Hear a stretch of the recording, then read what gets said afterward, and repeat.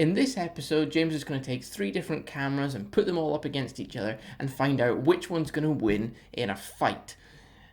Or, compare their footage or something. I don't know, I didn't really pay attention. Okay, let's get into it. In today's video, what I thought I would do is film myself making a cup of tea. Oh, sorry, he's actually going to film himself making a cup of tea. I seem to have got that wrong somehow from the title. Now, I know what you're thinking, James, that's not very interesting. Actually, I was thinking that's not what the title description was saying. I'm going to use a very cheap but new smartphone camera. I'm going to use an older HD camcorder, and I'm also going to use my DSLR camera. And let's just see what difference the camera really makes to your footage. In this shot of 3 cameras, I assume that these are all the 3 cameras you're going to be using.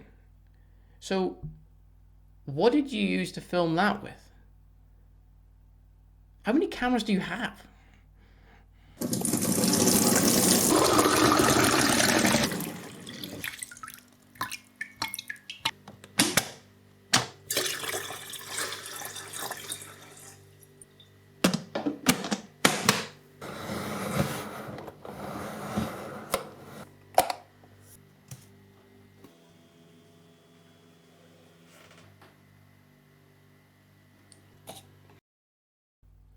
Are you doing bullet time?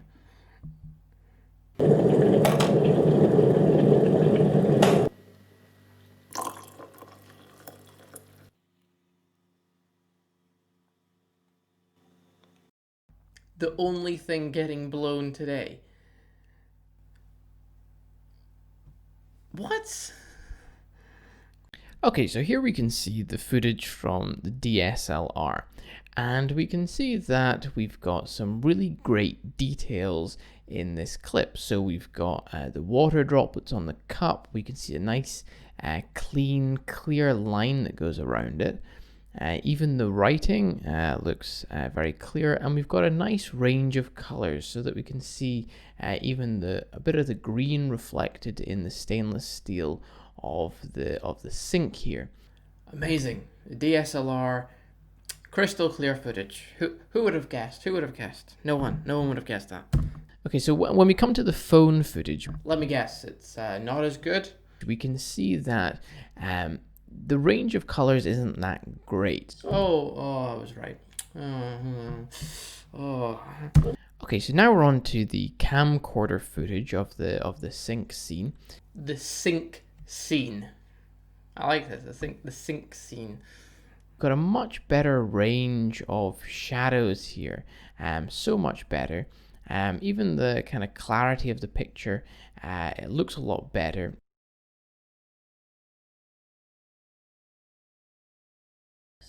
James has gone into a lot of detail here, which is, wonderful. If this was the kind of thing that anyone was actually interested in, boy, this video, it would be, many views. Many views. So what have we learned from this test? Well, we've learned that the DSLR produces the best image. So after all that analysis, after, really getting into the footage and comparing little details and all that, which camera came out on top? The one that was obviously going to come out on top. Each of the cameras was able to replicate the sequence of the filmmaking that we were producing. So it didn't matter which camera we were using, we were still able to get all of the shots required for the scene, including even that bullet time sequence. The whole point of doing this video is not really to determine which is best and which is worst. It was to kind of encourage people, I guess. It doesn't matter what camera you're using. Can you still get good usable footage? I do actually agree with James on this. I think it is encouraging that, it doesn't really matter which camera you have, you can still produce the ideas in your head, whether that's including something like bullet time, which is, I guess, maybe why he included it. Okay, yes, he didn't have, 40 different cameras all set up in different places, and he cheated. But that's okay, because as an amateur filmmaker, I guess that's what people are going to do. They're going to try and replicate the results with what they have. And if you have a camcorder from 10 years ago, or you have a cheap smartphone, you can still get footage. You can still get your ideas out there. And maybe that's what he's really going for. If I was trying to recreate old film footage, I would probably use a not very good camera. The reason I would use it is because it's going to give me that grain. It's going to pick up the light in different ways. It's going to be underexposed in certain areas, overexposed in other areas. The camera is going to do a lot of terrible work to the footage, and that's kind of what we want if we've got that older kind of feel to it. It's going to do a lot of terrible work to the footage, and he's right. He is absolutely right. A worse camera will make your footage look worse, and if you're going for an old-timey camera that doesn't work, then maybe that is the solution. Maybe he's onto something. Nah, surely not. And what I've done is just take away all the color, and I've just applied some kind of projection, stutter to the film, and some scratch lines. Add some additional audio, and we should find that it turns a not very good clip into a fairly decent one. Ah, now look at this. This chap's got the right idea. He's about to make himself a cup of tea. This chap's got the right idea. He's about to make himself a cup of tea. Wow. Nice and refreshing at any time of the day. This is clearly a parody, or I don't know, maybe a homage, maybe, to Pathé Films, the old newsreel company, who used to produce newsreels that were usually played in the cinema, back before people had televisions. Brilliant. He's filling his cup first. What a brilliant idea from the young man. No wasting water there.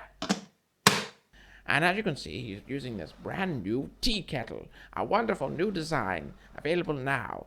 At a click of the button, he'll have hot water. Time waits for no man, and clearly this tea bag is not going to be hanging around for long. Look at that. Absolutely spiffing.